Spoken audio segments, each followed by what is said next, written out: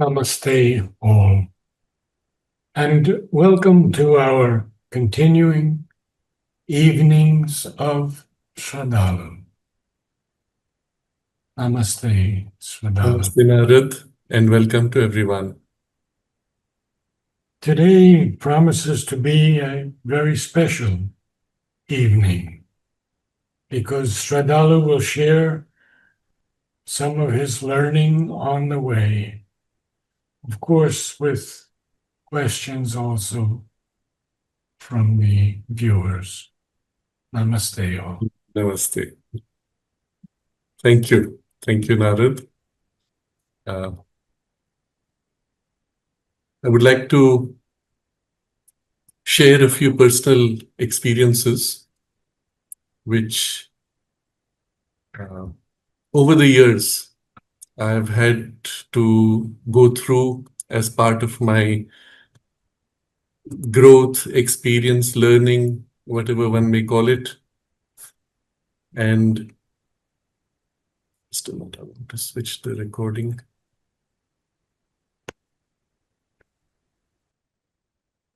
Many of my early experiences were not the result of personal effort. As I have many times shared, a lot of what I experienced was the consequence of the work done by my teacher, MP Pandit, on me.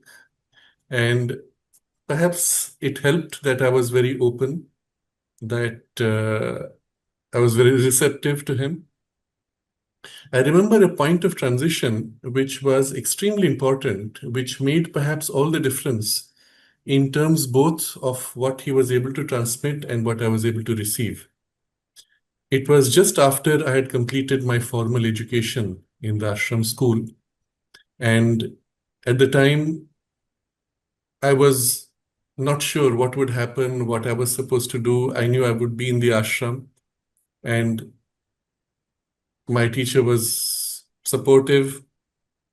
We normally start the school sessions on 16th of December, and the school session ends October 31st.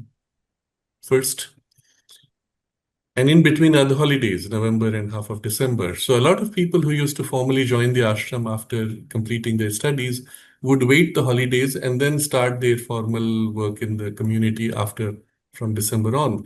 I said, well, I've always been a part of the ashram community. I don't need to wait. I just start immediately.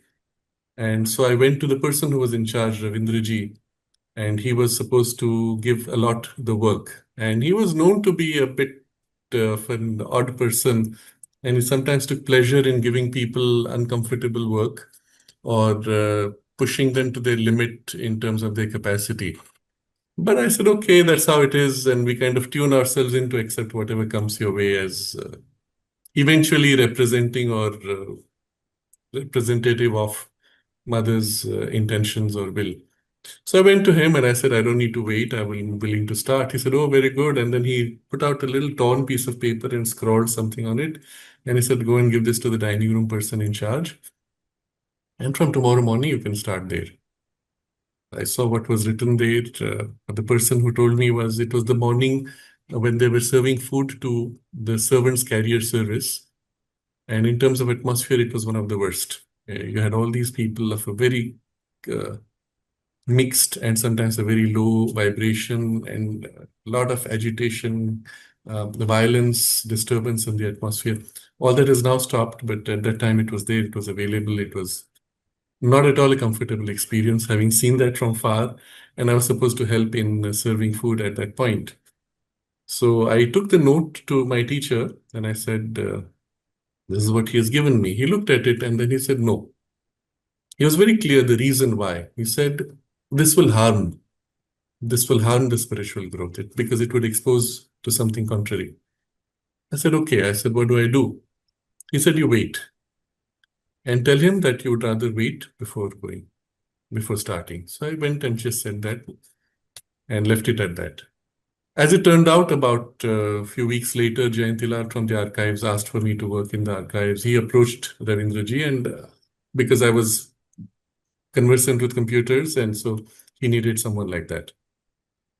And so it started in a space which was much more clear, calm, open, and rarefied compared to what would have been otherwise. But at that moment, when my teacher told me, "What do you want to do?" I had a choice. Should I go for the archives, or there were a couple of other options in certain departments of the ashram, which also had shown interest. And I knew I had a choice. The choice would have been mine, but consciously I put myself in relation to what is it that the mother wants. And because I trusted my teacher, I said to him, "I choose whatever you decide." And consciously, I faced all personal preference. And then he said, "Archives." I might probably not have leaned towards that. He said, "Archives." And I said, "Okay." But what happened in that moment that I consciously effaced all personal preference, I opened myself to the mother's consciousness. I felt that flowing through him. And I said, "Whatever you choose, whatever you decide." That shift that took place as if set a stamp, which then continued for about 1.5 years. From that day on, practically, it was that experience which I've narrated. He would touch me on the forehead every day, and before I went to the archives, and I would feel this initially just a warmth, joy, clarity, light. And after a few weeks down, each time he touched like that, just one finger on the forehead as I would bow to him in the ashram office, just one brief touch. After a while, I noticed that I felt as if like a golden liquid ball entering, flowing down, and when it reached the chest center, it burst into this beautiful love, warmth, light, golden liquid bursting out. And I would come out of his office and look around, and the whole world was so beautiful. Everything was so perfect. The flowers, the walls, everything was conscious. The air was conscious. It was actually, he was drop by drop, literally cutting through and bringing forward the psychic influence in a strong way. And over a few days, weeks, it became stronger and stronger. And I remember one of the memories I had at that point was, "Oh, in this state, what does it feel like to think of someone who's like someone you dislike completely, equivalent of what could be an enemy?" I didn't really have enemies, but someone I dislike. And the feeling was, "Oh, this is the person that I love to dislike, that I love to hate."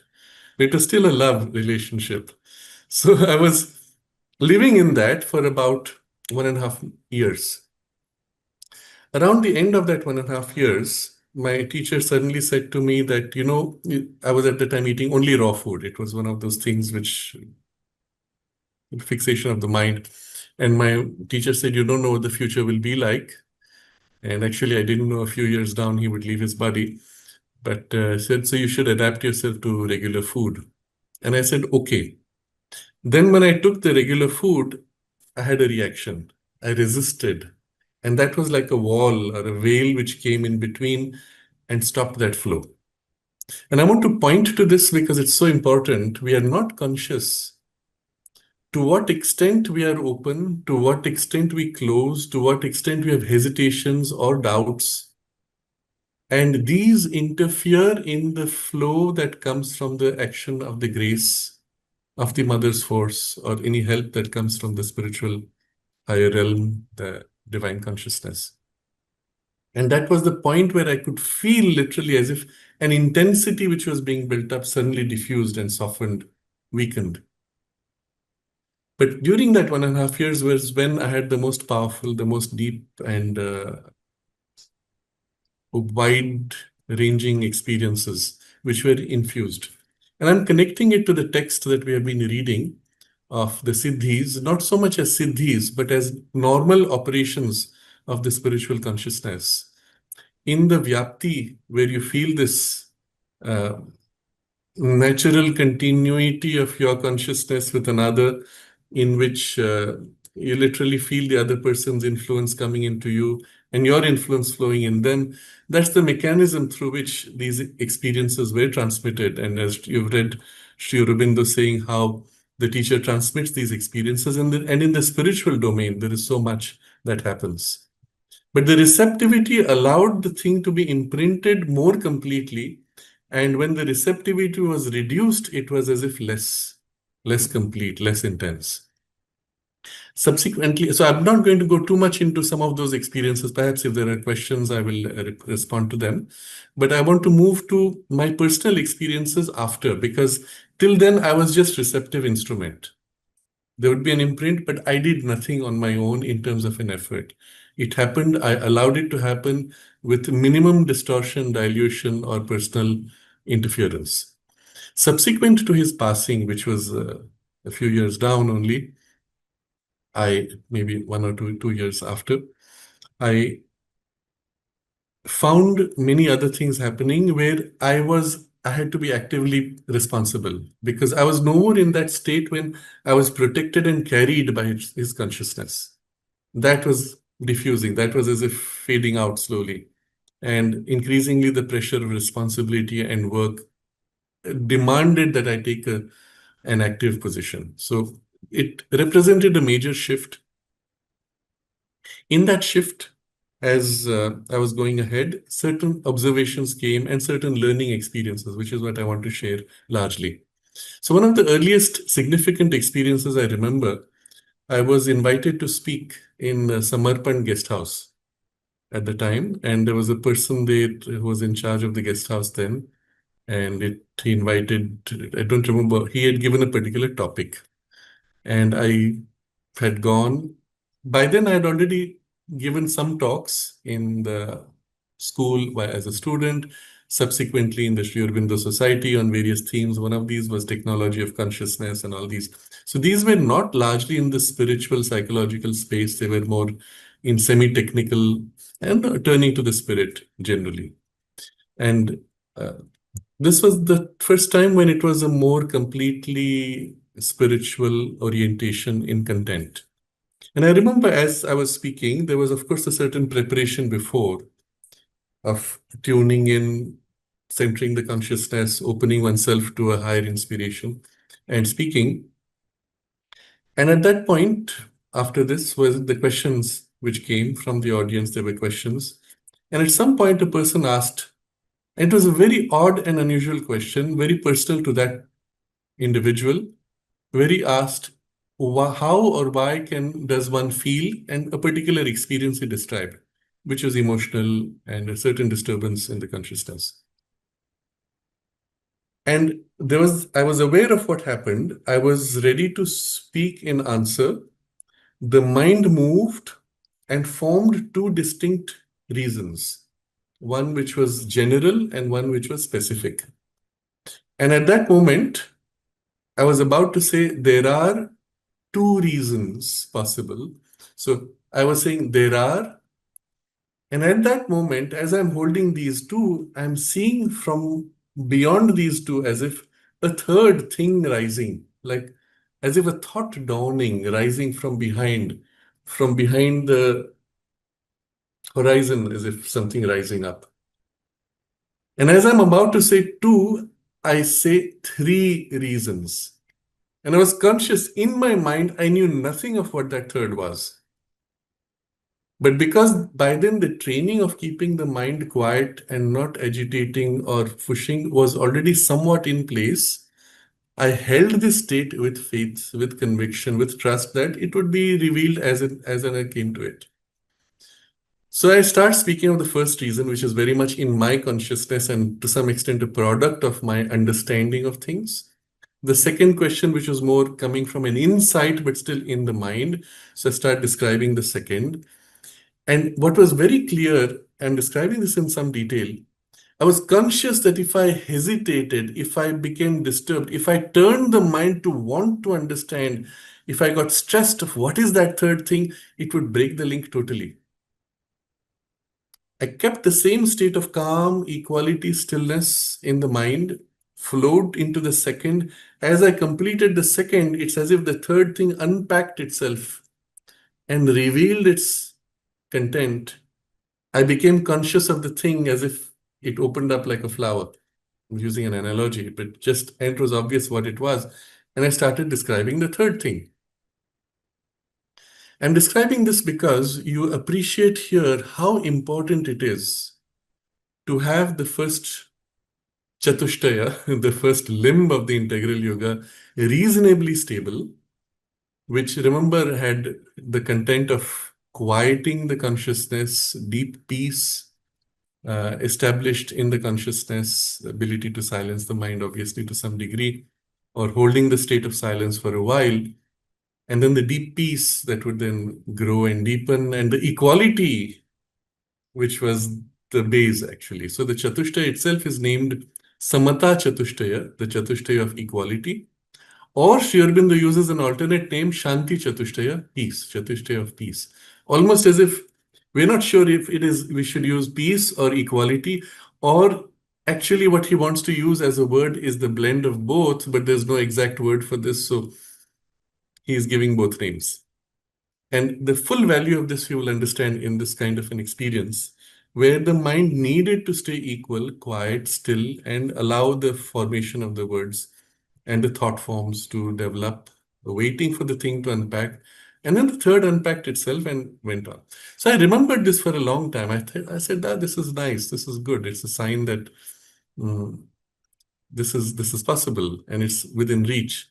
I did not have an excitation about it. I did not have a disturbance about it, which again, you have to understand. If that comes, it breaks the thing which is forming. I give this as an example because it was one of those early experiences. Subsequently, many more things happened as I went along, some of which, as they come up, I would like to share. I was not speaking too much in those days. Occasionally, maybe once a year, I was invited to the society, and then somebody invited me to travel. I had not gone out of Pondicherry for all those years. I was invited. I think the first series were in Delhi. And then I was invited by one of the centers there to do a series of talks which are directed to young people, particularly reaching out to universities and colleges in Delhi. This is organized by a group of young people from the Gnostic Center at that time. And they had scheduled 2 to 3 talks a day sometimes and through 1 week. So it was quite intense, but the biology was capable of it. And one of the things which I used to experience at that time was every time that there would be the concentration and gathering for the talk, there would be also a kind of an afflatus, a descent, an intensification of the presence felt. So I was familiar with these things, being with my teacher through contact. During his talks, I would feel that same afflatus, that same intensity, and I said, oh, this feels so good, I'm happy to keep it. And so I use that and the intensity of that often as a reference for the state of, let's say, opening and receptivity.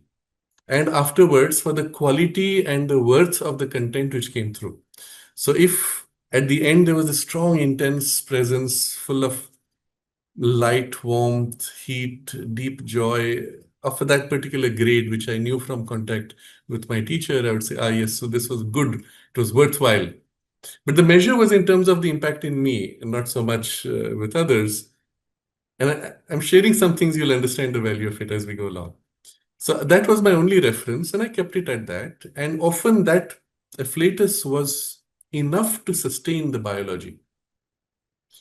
One of the things I noticed, in order to hold and bring the consciousness into that state, there was a buildup of several days before. So if I had to travel to Delhi, about a week or two before, the mind would start tuning in and preparing.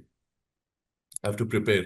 And a kind of a gathering of awareness, gathering of intensity, gathering of power. I will use the word today looking back. The power of consciousness, the strength, intensity of consciousness was gathered. And then when I left for those things, it was at this one pointed full focus for the work to be done. So it would be a kind of a peak state, and sometimes 2 talks a day, some occasionally 3. So I would have this talk, we prepare, go to the next day. And because of this peak state, I was not conscious of how I was doing or what I was doing. The food intake would be quite low. So at the end of that week, I would have lost my weight, a few kilograms at least. I didn't need it, and it felt dulling. If to eat too much would bring down that dullness. So at that time, I'm not recommending this as a process. I'm just describing what happened and then the corrections which came later. So there would be this peak, and then there would be this afflatus, and it was fine. And then there was one meeting which was organized. I believe it was Delhi University. Now the memory is vague, but And what they would do is they would put up these announcements. They would put a title, they would put an announcement and invite young students. They were young people, so it worked sometimes. And sometimes it did not work. And this was one of those examples where students had been invited, practically no one came. It was in a room which was used by the students during their breaks. So we were on a large table. There were a few students who were doing their work, and we had this talk. And then these people said, "Okay, we have this lecture." They did an announcement, and we had perhaps a dozen students who were sitting there. And I started to speak on a topic which they had pre-decided and announced. And as I'm speaking, I was feeling a distinct lack of connect. Now, it did not matter what I felt or what I received or the quality of what was transmitted. There was nobody receiving it on the other side. It was as if, water flowing off a duck's back type of feeling. It was not sticking. And that's an experience one has when people listen, they're held, you feel the difference. And I was feeling this gap. And after a while, some of them started looking around, and there was no compulsion for them to sit. Somebody got up and walked away, another started looking around, and I felt they were ready to leave. I said, it's not what I feel that matters. What's the point of this whole exercise? And so I started trying to feel. I tried to spontaneously from inside, there was an intensification, raising of the power, voice, clarity of ideas amplified. And I'm trying as if to reach out. And then suddenly this thing comes, which says, as a thought, why am I sticking to this box? This box does not interest them. What does interest them? And so there was as if a spontaneous choice made to break that formation. The whole talk swung into a very different direction, content, and level of consciousness. Now, I'm going to explain this in a certain way. The initial state was much more mental, and these people, it didn't touch them. When it shifted a level, it touched emotions. And to me, that was uncomfortable. It was new. I was not used to speaking or communicating on that level. And there was an emotional content, but I let it happen. And it was as if in that something touched, gripped, and held. And this person who was hesitating, about to go, suddenly turned with his half body language, like half turned, and stayed on. And then slowly the body turned. After a while, a few people who were near the door came in and came together, and slowly a group gathered. And looking back in retrospect, after 30 years nearly, and I understand as I'm sharing the learning experiences which that brought, I realized there first, it's not what I feel.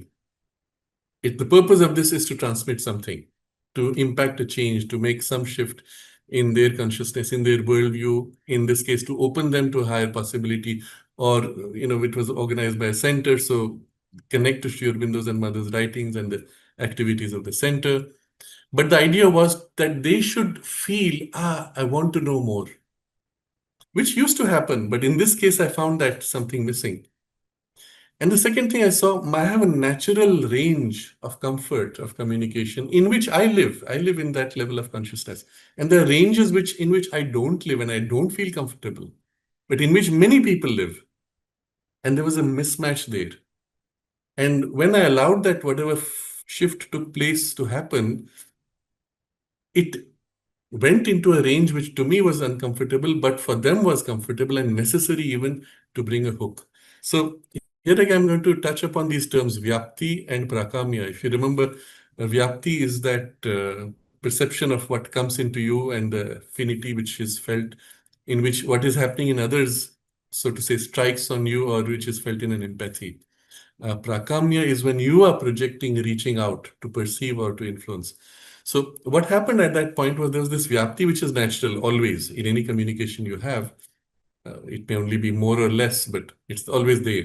You're feeling the person is not interested. And then almost as a desperate reaching out to hold, to bring them back. And it's coming, I don't know how to do. And I'm as if the thing reaching out is not sticking, it's not holding until the inspiration dropped the level to the grade that was needed. And there it hooked and pulled. To me, very unfamiliar. to them very familiar and necessary to make that connect.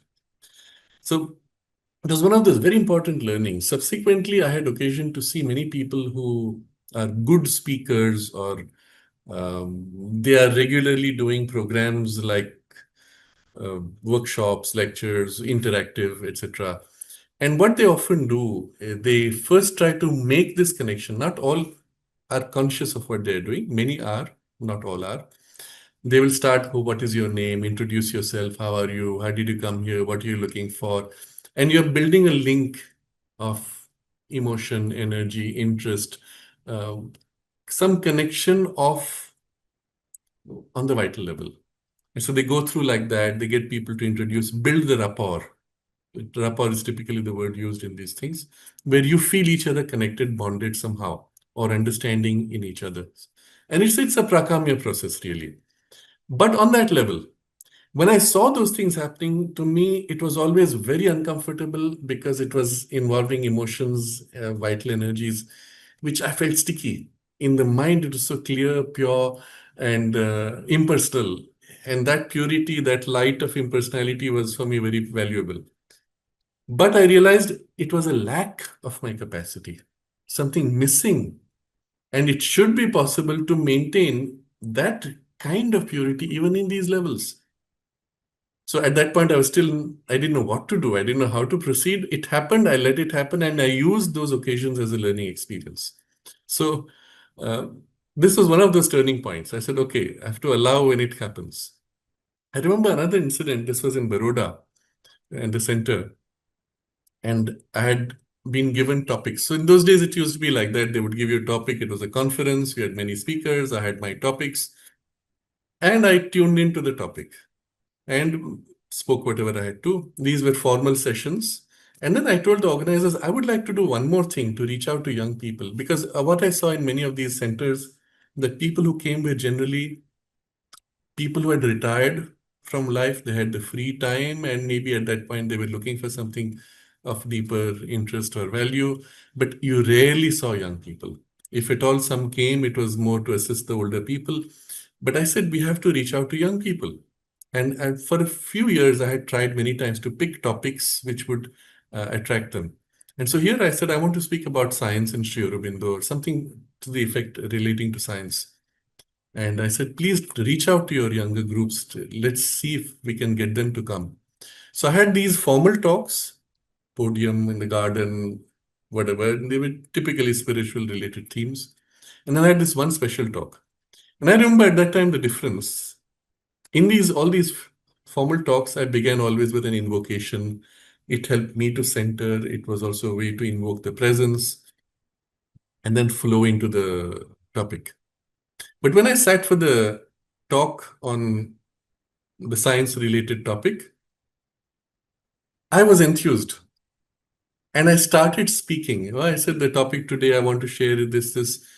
There was no invocation, there was no concentration, there was nothing of the things associated with the spiritual type for the young people. And afterwards, one of the participants came up to me, a young person. He said, this was so different. You are so different. There you were formal, distant, concentrated. Here you were informal, personal, close, no invocation. What is this? And that's when I realized, I was not conscious. I realized that, yes, it's true.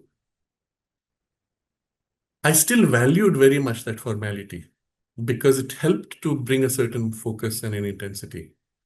And this somehow informal was closer, but it did not have that kind of power intensity, which I valued so much. So all these were, remember, they were early experiences. I didn't have much experience. I didn't understand it too much. I was just allowing the situation to educate and train me through the experiences, and sometimes through a lot of mistakes also. But one thing which was constant, and this was purely as a consequence of what had happened with the work that my teacher had done on me, that when I would concentrate, there was a one-pointedness, tuning in, and then something would click and I would feel ready and then only speak and express. So often there would be a preparation with notes. If it was a technical topic, I would make notes and prepare something. And that was needed perhaps, but irrespective of that, there was this linking which used to happen. And if that did not happen, I would not speak. I would wait. And generally it happened. It was not such a big. Some days it would happen more, some days less. And then it was in a group in Bangalore where afterwards the person who was heading the school, he said something very interesting. He said, when you start speaking, it's as if you plug into something higher and then that starts flowing and then you're a totally different person. I said, yeah, that's an accurate description. It made me conscious of something which I was happening, but I was not perhaps aware of entirely. I would be in the poise, but yes, there was a plugging in which took place of some kind. And so it was like this through interactions like this that gradually I became aware of something. I didn't know how or what. I just knew it was right when it was right. That was all. And I had no one to tell me these things. Even the experiences my teacher imprinted, they were imprinted. He never said, do it like this is how it happens. That's all. That's all. So in this way, gradually certain things began to formulate and became clear. Among them, there was one of the most embarrassing experiences where I learned something the hard way. Since my focus in those days was the reference of what I felt. And that's the only thing which is important. I was a bit rigid, with blinders limiting my priority. So I was invited to some program in Bombay. Somebody was genuinely wanted to help. It was a Rotary program, a large number of people, several hundred. And then he said to me, don't make it too high, meaning too abstract. And I said, look, I'm going to do whatever happens. They like it, it's good. They don't like it, they don't invite me again. I don't care. Which is not the correct attitude, but that's how it was at that point. So I went there and I spoke. And they were all a raucous audience. They've just been introduced, they're waiting. And I began to speak, and the level hit because I was always aiming for the highest that I can reach. Without that, it's pointless. So it hit, and suddenly there was a stillness, silence. And then after a while, it's like people's eyes start glazing. Some of them get drowsy, sleepy. Some people start yawning. And it has nothing to do with what I'm saying. It has to do with the quality of the presence which is invoked. And looking back, of course, it was embarrassing. That's exactly what my friend had told me. Don't make it too high. I was still speaking things which were accessible logically, verbally, in content, but the quality and power of the presence which was invoked was too high. So it was an interesting learning experience that you may want to reach your whatever the highest that is your reference, that may not be what they want or are capable of receiving or holding. And if inappropriately done, you'll find this effect that people start getting as if blurred. The intellect becomes slightly blurred, kind of a whiteout of a higher grade of consciousness, feeling too much. And the body then associates it with yawning, sleepiness. When I finished, they all came back to normal. So I observed this not once, it happened a couple of times, several times in different spaces, different degrees.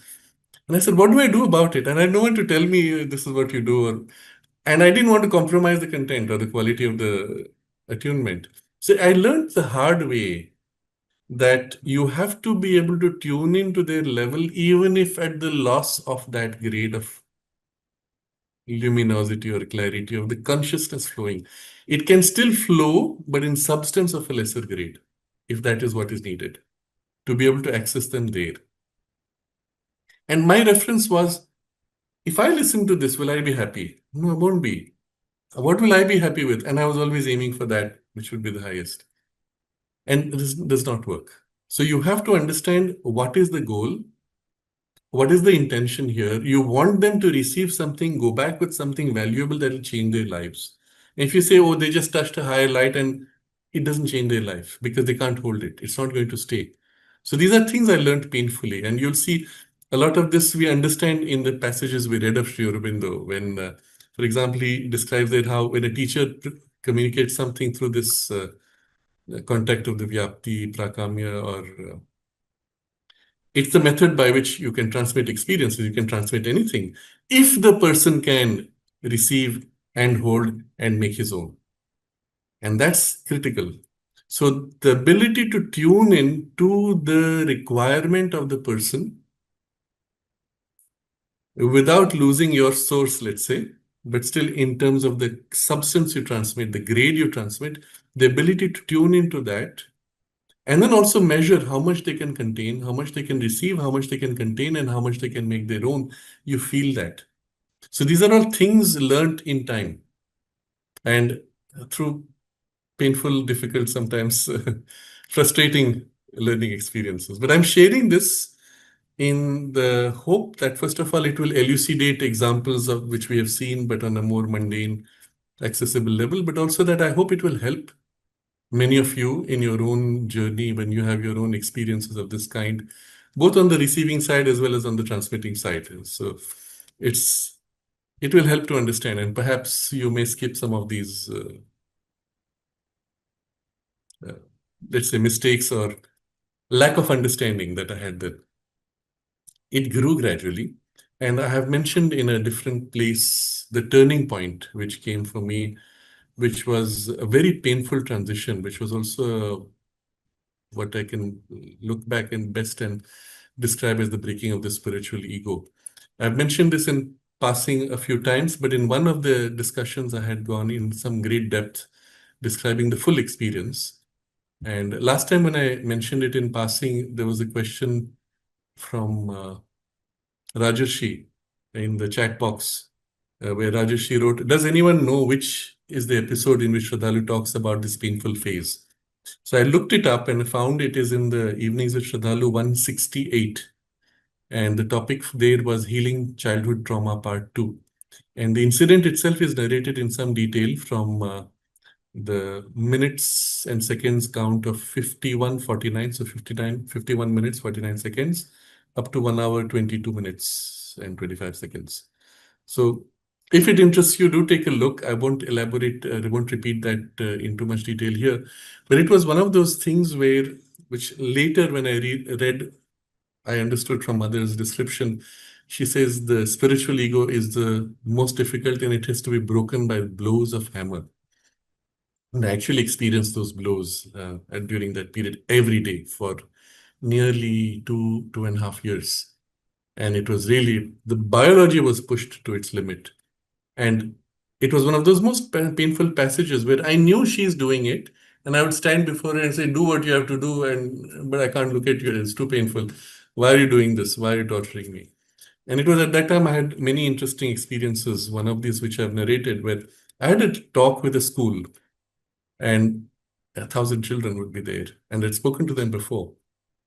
I wake up in the morning and I'm going through this very difficult phase. And I look at my own life and everything. And I say, the only thing I can say to them is life is not worth living. But that's all I experience. That's all I know. It's in this intensity of the pain. Obviously, I won't say that, but what else can I say? I can't just make up a story if I don't feel the truth of it. And still, I kept the faith, I kept the trust. Okay, whatever it is, it's not my problem, it's your problem.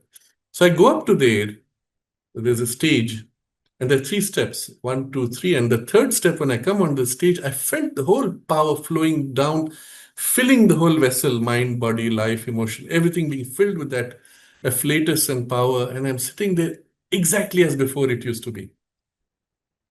And there's a full, pure, clear transmission of whatever I wanted to share, nice interaction with the students. I come out of that and I'm coming down the steps and I'm saying, wow, at least I can hold this. And 1, 2, 3, I touch the ground and shoop, like a vacuum cleaner, everything is sucked out and empty again. Filled for the work, emptied immediately after and left empty for days, weeks. Filled whenever required and immediately emptied again and again and again, until it was as if in the biology, the message was fixed in. Nothing is worth it without that. This vehicle in itself is pointless, meaningless, shell. It's a shell, hollow shell. Filled with that, it is worthwhile. Without that, it is just a shell. It was a very painful passage, but what it did was it broke some of those things which I had before, which I've described earlier, where I said, it doesn't matter. I don't care what they think. I will do whatever I have to do, my best. And all the things just broke. So in the breaking itself, it left a kind of a vacuum and things had to be rebuilt gradually over time. Many preconceptions had to be dissolved. I'd grown up as if with blinders, like a horse, and not even think outside this. All those had to be broken so that I could become more supple, more free, etc. So that experience I've narrated in detail. I wouldn't go into it too much now. But the point being, after that, many things changed. And one of the key changes I realized was the gap which I had between the mind and the emotional layers, where I felt the emotions not so pure, clear, that broke. Now, it broke in two ways. Something of the clarity may perhaps touch the lower, but also something of the stickiness of the lower rose into the higher, but the boundary was broken and I couldn't hold it anymore. And the result was necessarily it allowed something to be transmitted also through emotions. And that was very important. And it taught me something that you want to be an instrument, you have to be all the way through top to bottom, pure, clear, transparent to the force. You can't say I'll be an instrument here and I will not do those other things because it's uncomfortable for me or I'm incapable of that, isn't it? So if we are all going to be eventually conscious instruments to the divine will, entirely in the whole of us, well, all those parts eventually have to be opened, and it does not matter if for a while you have to go walk through the mud. In walking through the mud, you make the effort to open and do whatever has to be done. And so this was one of those very important transition points, after which I found the ability to engage with that kind of audience or with that need in the group was much better. I could connect emotionally, I could feel, resonate, transmit, etc. So now I'm coming to something very important. This ability to transmit. Again, I've shared many times before the incident which happened with Dr. Kapila Vatsyayan, where she narrated an incident and she hardly spoke and she transmitted the pure experience. And I said, wow, this I should be able to do. So, and how? I don't know. But it happened gradually subsequently when these barriers were broken and things began to open. But I'll share some things which were helpful. So very early on when I was speaking, and especially when the group was large, my mother shared an experience and a guideline and an advice, I will say. So she said that when she was in college, she had to give public talks, and she would narrate how when she would go on the stage, there would be a pin drop silence. And even there were boys who would be normally raucous and try to harass or distract the women, they would become all silent. And she held the group and she would narrate this. And then she said what she would do before she started, she would stand on the stage and with her gaze, look at the whole audience and the boundary of the farthest edge all around the room. Sweep as if the whole room all around, sweep in the consciousness, wait, and then there would be pin drop silence, and then only she would start speaking. When she narrated that, I realized now in retrospect, something of that thing was transmitted. Now I understand at that time I didn't have the full appreciation of what it meant, but I knew what it was experientially because it was transmission. I didn't understand fully here, but I knew what it was and I did that and I felt the benefit of it. What it did, so I was, for example, in some university, there's a large group, it's a big hall, sweep with the gaze, and I would focus on the boundary extreme and the content inside, which she probably did with the whole content. But what it did was in my consciousness, I became aware of all of these people. And inherently, the inherent vyapti was active. If I'm aware of them, I feel them. If I'm not aware of them, I don't feel them, isn't it? If I feel them, there is also the reverse transmission as well as reception. Where you receive, you can transmit. You can't transmit where you do not have a touch or a contact, isn't it?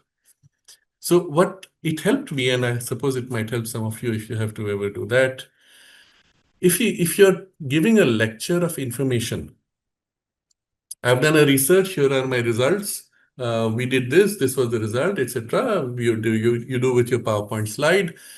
And such people often they're looking at the slides, not looking at the audience, pointing to this, and occasionally looking at the audience, giving information. Information is good. Someone takes a picture, they have all the information they need. You were not even needed, perhaps. You could have sent a recording, or even you could have removed that, just put a text. Send me a text, I will read out. Send me an email, I will read it. What was the point of your being there? And what often would happen, even in these kinds of where scientific lectures were given, I would interact with the scientist afterwards, and there I would feel as if I've drawn much more than in their presentation, because you felt the person, you felt the motivation, you felt the content of their experience, their joy, their pursuit, their thought, content, etc. So if you were just doing an informational transmission, none of this is important. You don't care who's there, you don't care they're interested. You did your part, you walked away. But if the goal is to transmit something, and it can be at the very least an inspiration. I had once a lecture with soldiers. And one of the things which I noticed there, the moment you spoke about sacrifice for the country, all of them had tears in their eyes. All of them. Why? Because implicit somewhere inside them, they know they are ready to die for the country. And they may die. And it can happen tomorrow. And if it happens tomorrow, they will not meet their family. And they're ready to do this. It's all there. It's just behind. You scratch the surface, it's just there. You talk to them, it rises up. What do you do with such people? What do you want to transmit to them? What can you give them? Anything you would do would be insufficient in face of this which they are ready to do. So what would you do? In any case, the point, my point was, I have something to give which is valuable, that has to stay with them. Then it cannot be information with a PowerPoint presentation. So even if I have a PowerPoint presentation, which I've done very rarely, maybe 2 or 3 times, maybe even less, maybe 1 or 2 times, where some information had to be placed, I would still speak, and that is there only secondarily. The transmission happens when you connect. So Vyapti is absolutely essential. The Prakamya is implicit. I never tried consciously to do anything like that. I just allowed it to happen, or the intensity, let it resonate and flow. I never tried to manipulate it in a way. At best, the capacity grew as a consequence of the practice itself. But being with those people, for example, what will you transmit? What can you give them? Your gratitude, your love, you share their love for the country. You share the willingness to sacrifice something, but something which awakes in them something higher, deeper, truer, and you leave them with that. That would be the goal, isn't it? So what you say is, now you have to go the other way. Start with what it is you want to transmit, and then say what you need to for that purpose. So again, I come to an example. This was in a talk in Bangalore, which was organized by one of the youth wings of the RSS. And RSS, as you know, is highly dedicated to national service, selfless service. The name itself, RSS, Rashtriya Swayam Sevak, self-service to the nation. The whole goal of their training is you dedicate your life to service to the nation, and nation includes not only Divine Mother, who is Mother India, but also her children. And so they are very much involved in all these kinds of social activities. Wherever there are natural calamities, they will go and serve and organize. And the goal is organize society for service. So they had a program. And one of the things I used to do in those days with these programs, I can say anything which I want. What do they want? Why have they invited me? So I would normally go to the person who invited me or who was heading the program and say, what do you want me to speak about? Even if they've given a title, what do you want me to speak about? And I would use that moment of what they say as the tuning to catch the inspiration which they held, catch a glimpse of that, and let that be the initiator of whatever flowed. So I went to this person who was senior RSS person. I said to him, what do you want me to speak about? And he looked at me blankly first. Nobody had asked him this question. They was to organize it. And then he thinks and he says, just that, love for the country. And he had tears in his eyes. That was the entry point. So I took that and I made that the inspiration to be transmitted. I don't remember, perhaps it was recorded, but at the end of that whole session, everybody had tears in their eyes. I said, okay, mission accomplished. That thing which he held was transmitted. The link person in between is all that. He just did that. He amplified it or transmitted it. But one of the things which I learned over time was what they go in terms of change, in terms of growth, is more important than what I felt. So it was a complete reversal of what I used to do before. And the transition itself took place in ways which are difficult to explain. One of the important transition points, this was when I was giving talks. So I formally started regular talks, weekly talks around the year 2000. It was at Savitri Bhavan, and it was the synthesis of yoga. We had started at that point. And that was the first time I took fixed weekly. Subsequently, I started the Savitri when we were playing Panditji's videos. At some point where he ended, I began the Savitri classes. So we had 2 talks going every week. And that's when the regularity of it forced me to face with certain issues. One of those issues was, in my own state, I'm varying day to day. Certain days are completely exteriorized because of pressure of work. You don't have a moment to step back because demand of urgent things. Other days, there are emotional disturbances, psychological disturbances, tensions of problems of certain types, and they affect you. What happens in that, if you go in that state, how do you tune in? You can't. So I learned quickly, and again, I leave this as the value of the first Chatushtaya. Irrespective of your current state, you should be able to disengage disturbance of mind, disturbance of emotions, pain in the body, disengage, center yourself in whatever poise you choose or what is required for the work. In this case, if I had to speak. So center yourself in that poise to the extent that those disturbances cease to affect you. And then be a transparent instrument in that part, in that state for those few minutes. You should be able to make this separation. This is absolutely essential. Now, you don't have to hold this for too long. Maybe you have to hold it for a few minutes, maybe an hour, maybe 2 hours, whatever it is. So you should be able to say, this pain which you're feeling, you should be able to say, I'll come back to you, I'll deal with it later. For now, shift to this part, completely separate from it. Sometimes your body may be in intense pain. Sometimes your body may be dull and sleepy, and you should be able to pull back and find that part in you which is not dull and sleepy, and then open to that. So what was happening at some point, I was going through a very difficult patch where I was under pressure on many levels. And particularly that day and a few minutes or hours before, there's a very strong emotional disturbance which had hit. It was so strong that I even felt as if I would not be able to hold my concentration. I think my battery has gone low. Just a moment, I'll need to plug in the charge.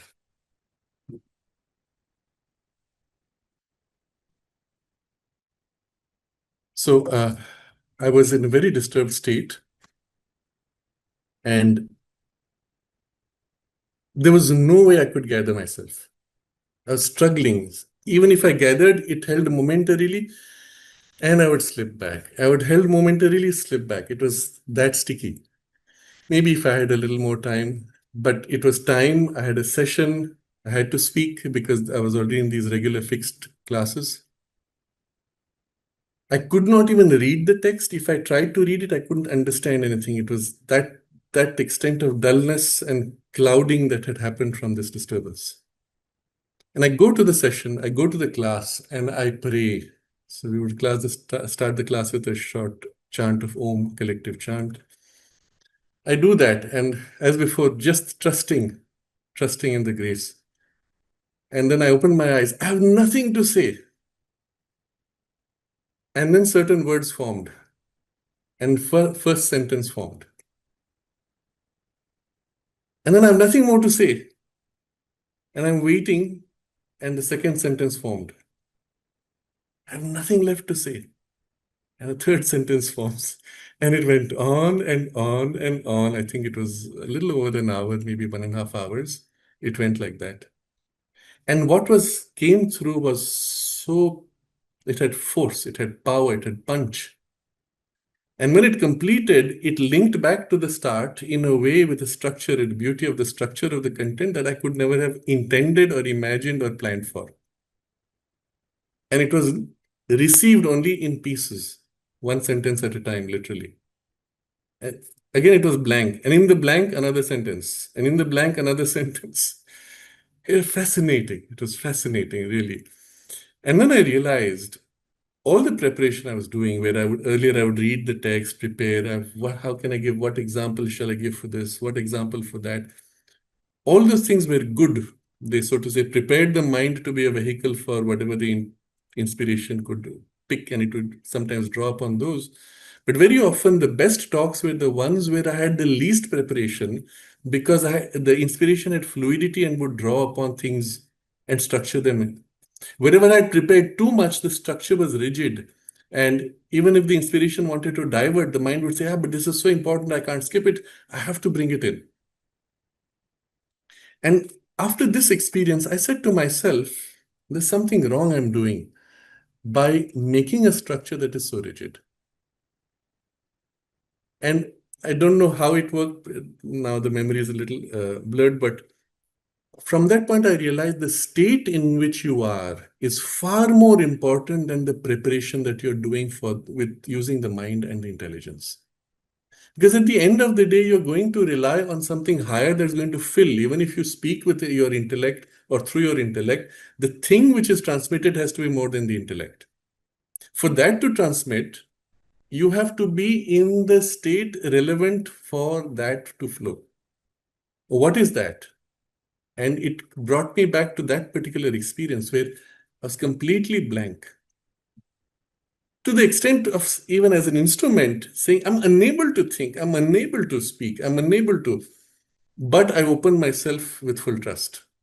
So this particular factor you will find is in the second Chatushtaya, which is primarily one of amplification of power and the working of the Shakti in you and the faith in the Shakti. And this faith particularly is of something of immense value. If you look back at many of the examples I've given, whenever there was this kind of a crisis, something internally was still certain that whatever is required to be done would be done.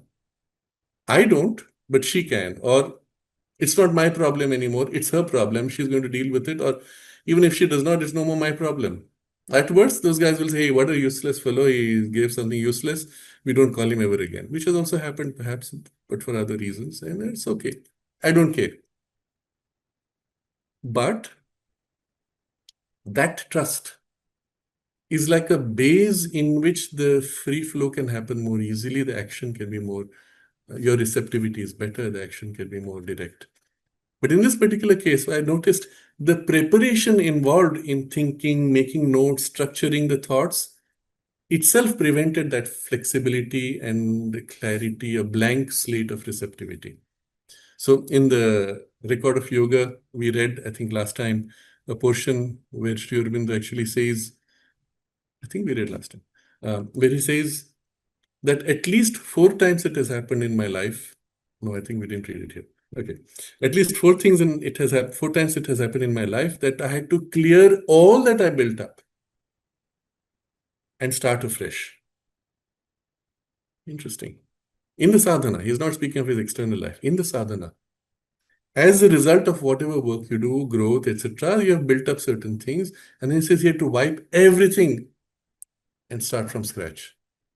Of course, you have the capacity, but the built-up structures as if have to be wiped out so that you can build afresh with a new spontaneous framework. And this, looking back, I find to be essential. In time, not immediately, but in time, this ability to be able to wipe yourself clean, free, fresh, so that you can be rebuilt. It's painful. It's painful because the very things which are your strength, you're required to let go, give up, and dissolve, or even break sometimes. Think about it. What is your greatest strength today? You look at this thing with pride, you say, I am this, I have this, I can do this, this is what is respected by people, whatever it is. And then if you're told, now break all this, why would I do that? And then if you have to, even, or you find it's now insufficient, it's not doing good, or it's doing more harm than good, and you have to break it, it's painful because it's as if you're breaking a part of yourself because you identify with that strength so much. But now you notice how this very fact is your indicator of how that strength is preventing is the rigidity which is resisting the free action of the Shakti and the recasting, reshaping of your whole being. And you see, necessarily we go through phases. I'll try to explain how this works. You are at a certain grade, level, capacity of consciousness, let's say. Because of that particular imprint of your temperament, capacity, tendencies, thoughts, belief systems, etc., you can only grow in a particular way. You can't grow in a totally different way. Okay. So the work is done in you to grow in the direction corresponding to your current temperament, tendency, capacity, interest, etc. You build that. And of course, you're very happy. Oh, I've grown so much. But now there's a different direction of growth which is required, which is not held in your current development, which is not held in your temperament, in your capacities, in your habits, in your likes or dislikes. But you could continue to grow in this. It would be an unbalanced, insufficient, incomplete, and at some point would be your weakness because you're too rigid in this. And so at some point, if something has to be grown in a different direction, this as if has to be broken, dissolved, or at least abstracted to its essence around which to rebuild in a new form. In any case, of course, you never lose what you have developed. Any growth in consciousness is never lost. So in any case, you will not lose, but it will be built in a new form, in a new way, in a new value system, even in a new sense of I.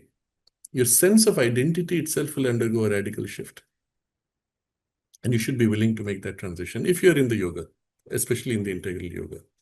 So it's not going to happen very often, but when it does, and you'll see, you will know it because everything in the circumstances will squeeze and crush you in the very places where you're strongest.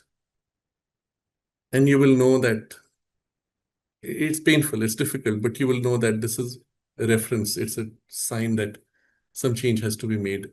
Some transition is happening, will happen, is necessary even, where things have to be let go.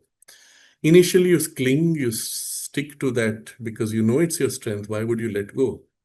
For example, there's a passage I shared many times that my temperament is to go through knowledge first. Others have a temperament to go through action or power first and then gain knowledge. In my case, knowledge. And then any opening to power or action always involves some dilution or loss of purity of knowledge. So temperamentally, I hesitate entering those spaces. If I have to, it has to maintain purity. And if it does not, I will tend to disengage. I can't do an action or an exercise in authority or power which is mixed. I can't just. That's your strength. That's your biggest weakness also. You see how it works. So there will be a transition point where, for example, you'll have to do action or exercise authority or power with all mixtures, and sometimes even the worst mixtures. So you are, because you never trained, you never developed that side, you're exercising authority, you find yourself raising your voice, you find yourself getting upset, disturbed, agitated, losing your balance. Why? Because you never trained for it. So you have to now go through that as your training. So life will compel a situation where you have to do all that. And through that will be your training now to learn to now find your equality, find your deeper balance, find the center of your life energy. So if I have to use now the technical term of yoga, in the mind, there is the Purusha of mind, the status of the witness of the mind, Manomaya Purusha, we will say. Well, in the vital, there is a Pranamaya Purusha. Through that disturbance, through that agitation, through those difficulties, you'll be forced to now find that poise.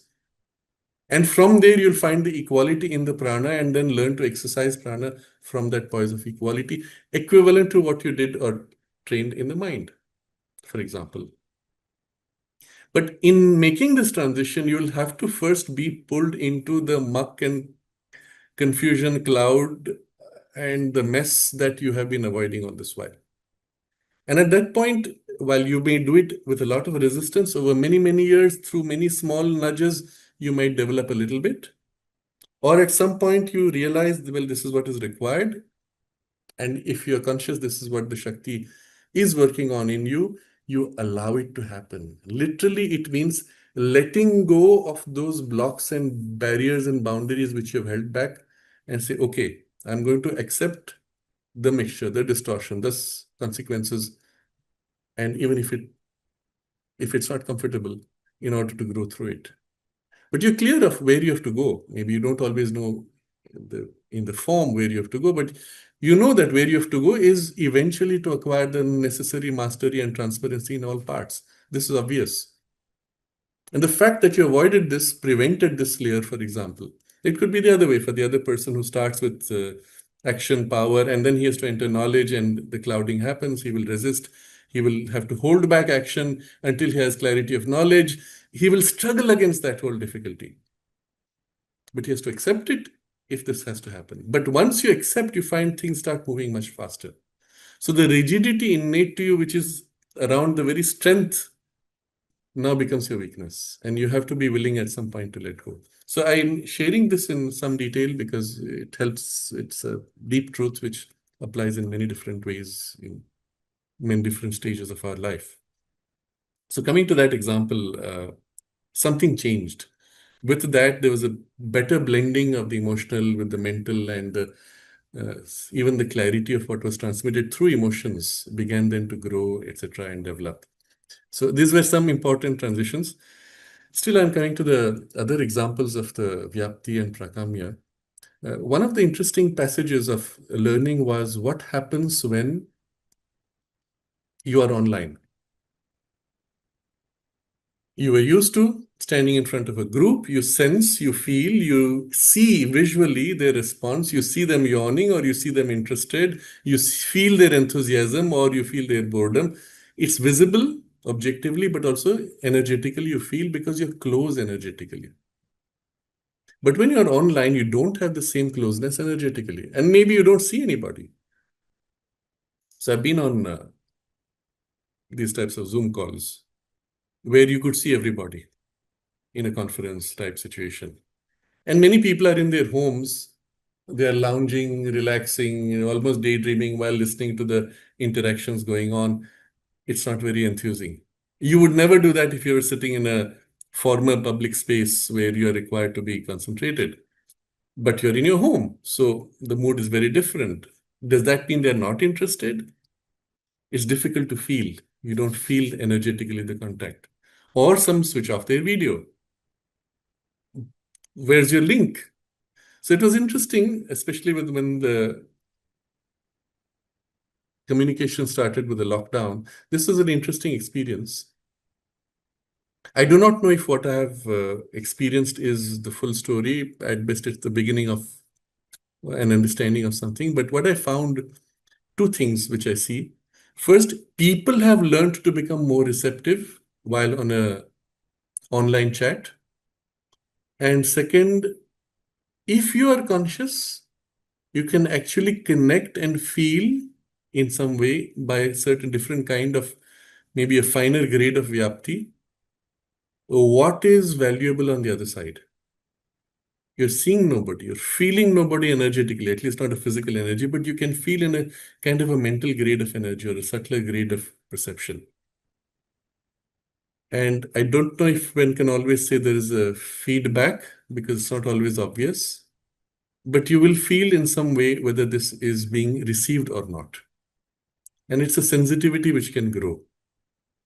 But still, if you hold in yourself the idea of those around, beyond. So I was talking once to a group of students online. And the way they had set it up, I could see them initially, and then they switched it so that I could not see them anymore.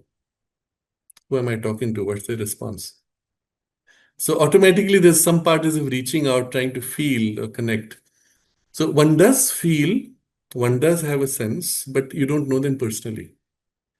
It helps if some of them are known to you personally. It's as if a part of your consciousness leans to touch through those people into the larger group. So in this case, some teachers that I know, I feel, and the link is as if made through them. So it's a very interesting experience. Like I said, right now it's not yet a complete experience, but I'm showing you the direction it could perhaps grow into. And see, for me, it was always an important question that, say, my teacher goes to the mother and says, we have received a telegram from so-and-so person. He is sick, he is asking for blessings. And mother does what she has to do. and then they get a telegram, he is dramatically improved. And I asked myself this question: how does mother know who is this person, where he is, what is his sickness, what is the intervention needed for curing? Nobody knows. You've just got a name. Someone has sent a telegram. Maybe there's just a first name, there's not even a second name. Or in one case, my teachers went to the mother and said, his sister is having this difficulty. Now, at that point, she had never met the mother. Mother had never physically met her. What is it that allows the mother to feel and know where where she is, or what is the kind of help, and how to direct it to her? So this I learned in a very different way initially through when I understood how the remote viewing works. And it's interesting, in the remote viewing, the technology, when they were playing with these types of issues, one of the things they saw was you could you were asked to remote view a question. Let's say somebody says, I have placed a question. So I'll give an example, real example.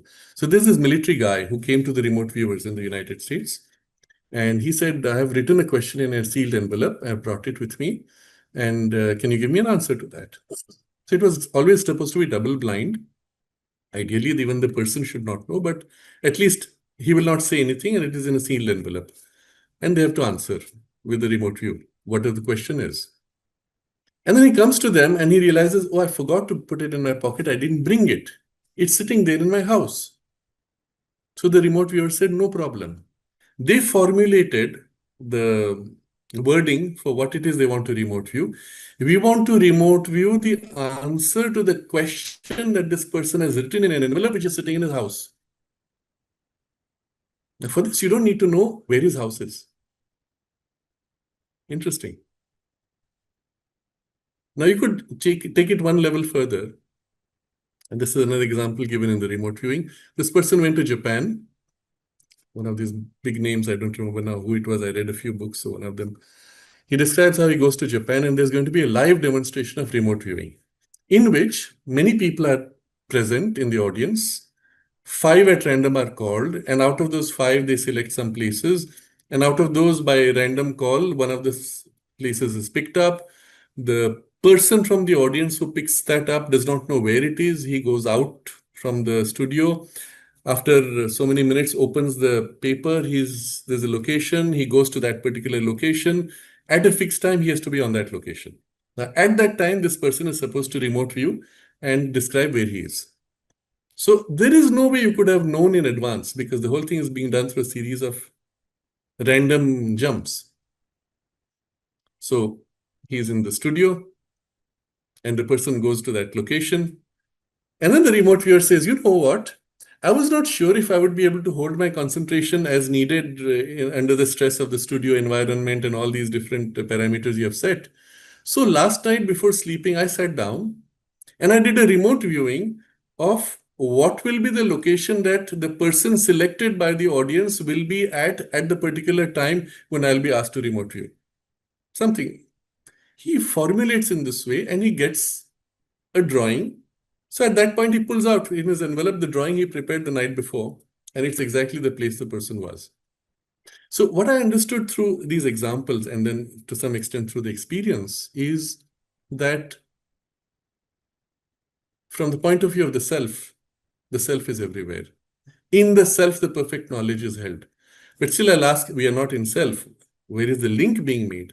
So in this case, my teacher goes and says, my sister is sick. In his consciousness is the link to his sister. The mother picks up the link through his consciousness. There's a telegram that has come. Even my teacher does not know who it is. The name is there and the link forms. The person who sent the telegram, wherever he is, that's enough to pinpoint in the totality of the self where the person is.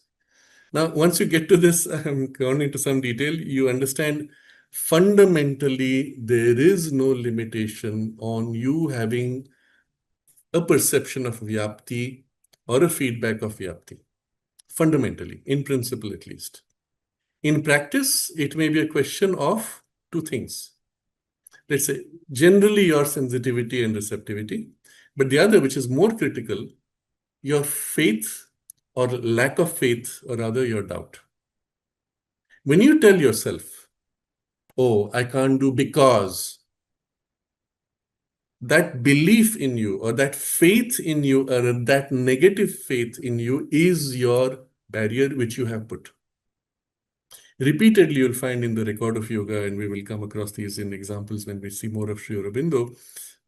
He keeps saying, he refers to the ashraddha, the negative faith, the contrary faith, the loss of faith that through which he has to operate and act. So it's fascinating that your preconception, your expectation, your lack of faith is causing the gap. I remember another time when I was speaking to Mark Uber about something, and there was a particular program I was doing at that point with a certain group, a small number of group. And he said, you know what, you should be able to do with 50. I said, no, I can't do it. It's too much. I cannot manage 50. And he came back with a very sharp retort. He said, that is your preconception which is preventing you from it. You can very well do 50. You can do 1,000. You can do 10,000. Okay, there was an exaggeration there. But then I said, why am I even thinking like that? What if I accept it true? And I just let the formation dissolve and open myself to that possibility. Or if I put it in other words which are more accessible, I will say, I try to find in myself the part in which I knew this is true.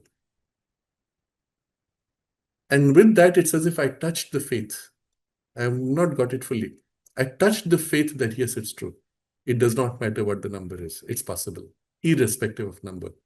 I touched it, and then there would be a process of as if drawing out, extending it, embedding it in the thoughts, in the emotions, in the parts, in the actions, in everywhere. But the moment I touched it, I knew, yes, it is true. There's a work to be done still, but it is true.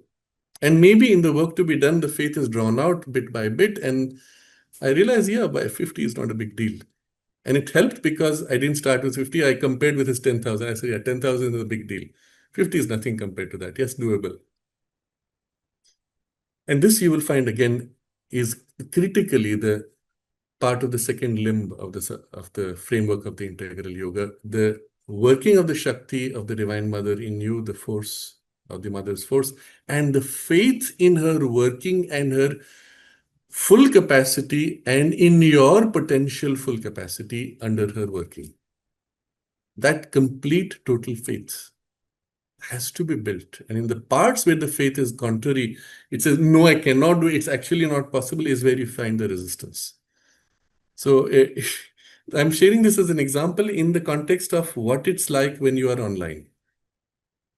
If you start by saying, it's not possible, I don't have the feedback, well, you have set your parameters and limited yourself. When you say, in the self, all is possible, and whatever the feedback is needed, even if I'm not sensitive enough, I will feel. Or I will get an indication in some way, in some part in me, reflected from the self or wherever it is, in whatever form it comes. Because in the self, it's there. You trust, open to that, and then let that happen. And bit by bit, if nothing else, the thing will grow. Of course, it helps because many people are. If the content is, if you're online, there's a response because the audience listening is also putting out a certain energy. So there is a response. It's just your lack which is preventing you from seeing it. So these were some interesting learning experiences. I want to end with one which goes into a bit of a personal space. So I was hesitating how much to speak of it, but we'll just do it. And this is with regard to transmission of an experience. So we are warned in the spiritual tradition, you never speak of a personal spiritual experience because you will lose the power that is in the experience which you're holding. This I've experienced not once, many times, the loss of the power when you speak prematurely. On the other hand, you also find the mother specifically records this. She says, when she's asked, should you speak? She says, it's a question of a choice. If you feel in the balance that your loss will be someone's gain, and in the balance, the gain is more than the loss, then it's worthwhile. If the loss is more than the gain, it's not worthwhile. Something to that effect, she says. I'm putting it in my own words. And this I found to be valuable as an indication.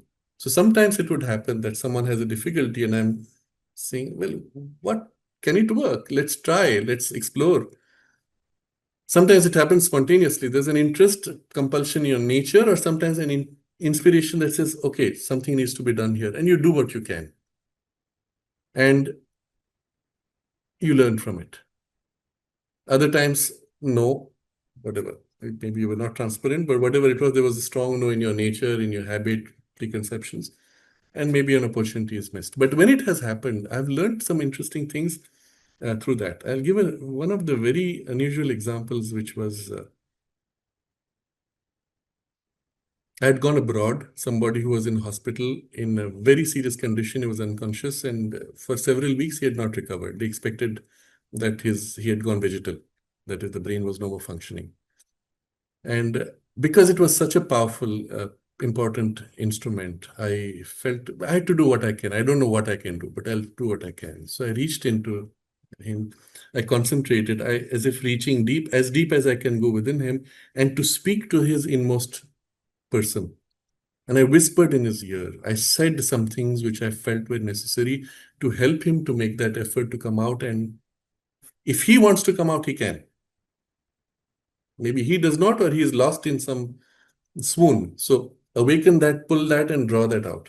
So I reached as deep as I could, said what I had to make that and indicate to him what is needed. And then, as if on return, I pulled and held the pull, a state of tension of the contact. I left that place and the pull was there still. It's like holding an elastic. And it was there unconsciously at some level. It was always there. I came back. I was abroad. I came back. 2 weeks passed, 3 weeks passed. And then I had heard nothing from the family. So I said, and I told them before going, please give me feedback of what's happened. I want to know. 2 reasons. I want to know whether this worked, and generally. Nothing came. So something within me already said, it didn't work. It was not useful. I said, let me check. So I wrote to the person in the family. I said, please give me feedback. How is he doing? And the mail which came back was, oh, Sraddhalu ji, he needs your prayers. He needs everybody's prayers. Something very general like that, which I interpreted to mean nothing has changed. It was a mistake. I said, okay, so whatever was attempted did not work. And I let go of that link. Yes, okay, it's attempt gone over. I move on. Okay. Lesson learned, it doesn't work, or at least this thing did not work. Later, I visited them, and soon after I got news he had passed away. So later, when I met them again, I said, tell me what happened. Was there any sign? He said, yes. Soon after you left, he had actually recovered consciousness. He was improving for about a week or two. And then suddenly there was a decline, and then he left. And I said to myself, wow. Never presume, verify. And if the verification is ambiguous, cut through, verify, ask specifics. So there's only so much you can do in certain contexts, but where you can, you should ask. Because sometimes you may be used without you knowing what is being done. The Shakti, the grace, needs a physical instrument as a link to the patient or the person who is not directly receptive at that moment. If he was, she would have acted directly. He is not receptive. So a receptive instrument who is a good connection with whom this person has a rapport or who can reach in and make that link is now the via media, like a bridge. So again, looking back, we find many times the mother actually gave that as an advice to people. Somebody was very sick and mother told her, the attendant of that person, I will be working through you on that person. Now you could ask, why isn't she working directly on the sick person? Obviously, there's a lack of receptivity of some kind. But this person being there made a possible an amplification of the help, and there was a dramatic improvement. So you never know when you might be used as an instrument consciously. Sometimes it may happen spontaneously, sometimes it may not happen. I generally never imagine or assume such a position. I'm not going to get into healing and that sort of thing. The healers, that their job, maybe it's more complicated for them. But it happened in this way. Verify, never presume. Even if there is a help, it may not be the way you expect it. And maybe the help given is for what the soul wants and not what you think the soul should want, isn't it? But the help will be there. And when you feel it, if you're conscious of it, trust the grace, trust the experience, and do not allow your preconceptions to interfere. So I'm generalizing from this to other things, other experiences, which also I found. I'll describe something which worked in a very interesting way. And this is the working of the prakamya, in this case, a blending from the Vyapti prakamya to the to Aishwarya or Vashita. There's a point where you're blending. Now, I'm going to discard these terms and just focus on what happens. In consciousness, you feel. In what you feel, you imprint, modify, whatever. So, I have one dramatic experience which is worth sharing. Is this family had brought a young girl who was very talented apparently, but had somehow lost all interest and enthusiasm in life, and she had completely stopped. She was in a depression, and at that point, it said that she had already been on psychiatric medication for 2 years. It had not helped. And so they said, is there something you can suggest, etc. So I was sitting and I asked the girl, well, what about this? And she said, I don't know. She's looking down. So they said always she never makes eye contact. She only says, I don't know. And she's not interested in anything. So I asked a question, I don't know. She's looking down. I asked something. Before she could answer, the mother answered. I was trying to connect to her, and the mother was interfering. I asked another question. Again, the mother answered. I indicated to her to stop, and she wouldn't. So I told her, okay, now you sit outside. I need to be alone with her. And then I spoke. Again, I don't know, or silence. So you tune in. You try to feel what's in the person. You try to feel where the block is. Maybe you can, maybe you can't. Doesn't matter. So you try to feel. It's as if you're taking an object and you're trying to feel around it. And then someplace there was a suggestion, or maybe it has to do with high expectations. How do you break that out? You can't say, hey, look, don't worry about other people's expectations. What is needed? And suddenly at that point, there was this flash of intuition. And I said to her, what if you left your present school and went to a completely different school in a different city where nobody knows you? And suddenly this girl looking down looks up, bright-eyed in surprise, and stays silent. I don't remember, maybe she said, I don't know, or she was silent, but she looked up for the first time, there was a response. And then I built on that. I said, hey, you go there, you'll be like this, it'll be like that. Nobody will know you. You can start fresh, no expectations from anybody. And I created that world in her consciousness. So, as you narrate, you can build that reality in a way that she starts living it. And then her eyes opened up and but is it possible? Some response came. And then I built on that, developed it. And then I began to explain certain things. Already now the conversation had started. So then I explained certain things. I said, you know what, your energy is down. You feel that difference. You can easily bring it up in this way. One of the easiest ways is like you do a few stretches. So I said, get up now, just do it. So by then the link had formed. And whatever I was suggesting, she was open to accepting. And then she got up and said, okay, stretch your arms like this and jump. And then she jumped and she laughed. And the mother sitting outside is in a state of shock because in about half an hour, this girl who had not been talking for 2 years suddenly is jumping, laughing, and chatting. And I had a nice time with her. And then eventually we allowed the mother to come in. And then I told her something happened. But I just show this as an example. This is all therapists do this all the time. Not all are conscious. And the skill basically is of you in your gradations of consciousness, in all gradations, being able to meet on all gradations. If in you certain parts are blocked, those parts are not accessible to you in that other person. If you insert in you certain layers are open, let's say a deeper layer, even something approaching your soul's influence, you will be conscious of that grade and that influence in the other person and be able to feel it by Vyapti and exercise it, influence it, draw it out, or whatever. So a lot depends on your own transparency and integration of levels of consciousness, and then the working of the Shakti using the transparency and that integration to, well, do what it needs to do through the instrument that is there. It's very interesting. And that's why you realize the necessity in the integral yoga of this full all the layers, all the parts being awakened and then integrated and open to the Shakti.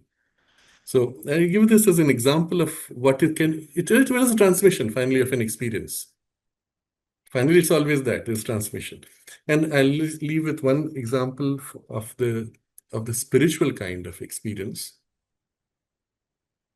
which I'll leave it in general terms, but just to show how it works. I once was with a group in some interaction, and I was sharing a certain experience. And while sharing, obviously there's a transmission of a kind. And I felt 3.5 people had got it.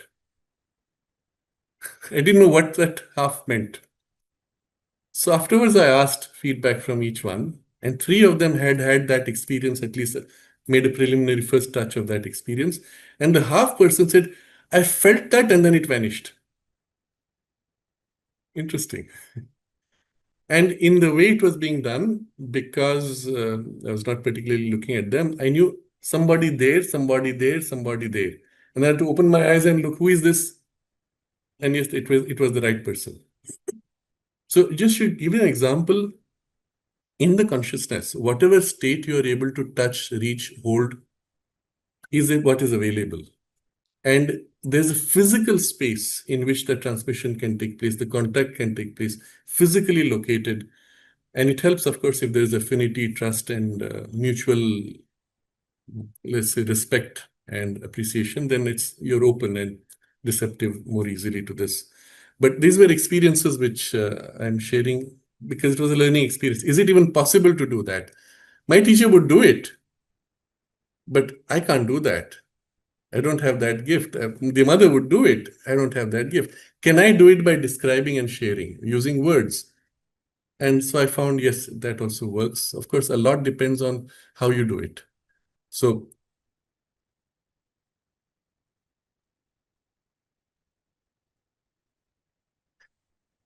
to the extent that within you, the continuity is built from that state to the surface and to the part which speaks or transmits, to that extent, the transmission can be more complete. I'll leave it at that. But in summary, all these are happening to us all the time. We're conscious or we're not conscious. Depending on how much we grow, how much we integrate, how much we are transparent, the action can be done more or less. And of course, there's the receptivity on the other side. If you choose to, and if you have this aspiration, consciously open to the Shakti, when you have to help somebody, let her work in you. Sometimes you will know, sometimes you will feel very specific intervention took place. Sometimes you'll feel something happened, but I don't know what. Sometimes you may feel nothing, but still something might have been done. So those were some experiences I wanted to share. They're very basic, preliminary, but they show you that in principle, all of us have these faculties or abilities, and they can be refined and developed. So I'll look at the chat box quickly for a few questions. So Aspirer says, that's the same thing that happens with me while waiting for the descent. After some time, when I feel the descent, I get so sleepy, I don't know what to do. Sri Aurobindo, in fact, advised somebody, it's in the letters. Someone said, I am unable to sleep. Sri Aurobindo writes to him, says, read the Life Divine. Now, you might take it as a joke. It's not a joke. It's very serious. So what happens to this person? When he starts reading the Life Divine, it resonates with layers within him which are still subliminal. He's pulled into this inner or higher state, or at least that part becomes more active than the outer. And the moment he shifts there, the outer body consciousness with which it is not integrated says, yes, now it's time to sleep, and starts getting sleepy. So I connected to Aspirer's experience. When the descent happens, after a while, you start getting sleepy. Why? Because you're being pulled into a state or a part of you which is not integrated with your surface. 2 things to do. First, train the body. Tell it, this is a different experience. This is not sleep. So don't fall asleep. Second, consciously become familiar with that state and drift back to the waking surface layer. Drift back to the state, drift back to the waking layer, go back and forth. It's something I've recommended many times in other discussions. When you go back and forth, you're building a continuity. So you're sleepy. At that point, instead of saying, I'm sleepy, I'm going to get up and stop this, I'll say, no, can I bring this, what I'm feeling, all the way to the part in the surface? Notice you've been interiorized. Now slowly exteriorize, open your eyes. Or hold that inner state and open your eyes and hold this. Even if it's sleepy, hold with your eyes open. Feel and let the imprint of that experience now soak into those surface layers. And then if you do this back and forth movement, initially you'll just find two states. Then you'll find you can shift back and forth. There's a point very quickly where you'll find you can hold the full intensity without having the sleepiness on the surface. But then you can even build intensity, and you'll find that inner part to which you were pulled, where the outer part got sleepy, you're able to hold that with full awareness. Even the quality of awareness that grows. And that's how you're pushing the boundary of the limb, the boundary of your conscious awareness into the subliminal or the superconscious ranges. So you see, I don't know what to do to explore with this. This will help a lot. Revati is saying, my experience with the evening series is interesting, as if like I literally draw nourishment from these 2 hours. It's more so with the live series than compared with the recorded series. So this is again an experiment I had done initially when we did the recordings. The question was, does it make a difference if you listen to it live or if you listen to it afterwards? And I got two different responses.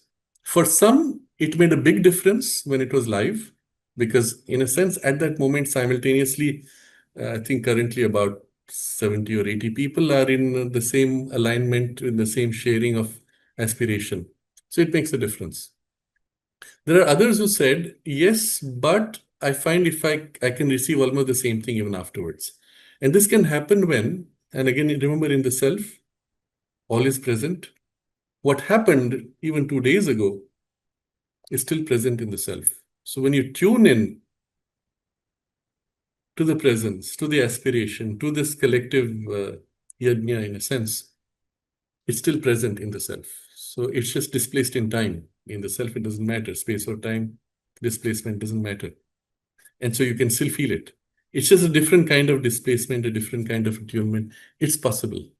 But there's a difference still. And the difference is this, and I'm again showing you, you're close to someone, there's a range in which a substantial vitality is present. You go far enough, you don't feel that substance of vitality. And depending on the person, it may be wider or narrower, but there is a distance after which the vital substance fades. And the same thing happens in time. There is a time after which, as if a certain material density of certain vibrations can tend to fade. Unless you've already acquired it before, then you can as if retune into that. But otherwise, so there can be a difference on those layers, which are more material, on the material vibrations. So observe, and maybe you can play with it and find how what works. So Sanjana is asking, how does one invoke, hold, and transmit the presence in material through art, poetry, film, etc.?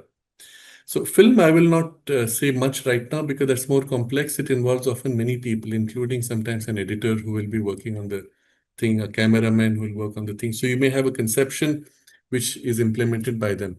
If your team is good, it can amplify. Your conception may be partial. The cameraman adds dimensions which you could not have thought, which amplify. But you have to all be aligned to the particular goal.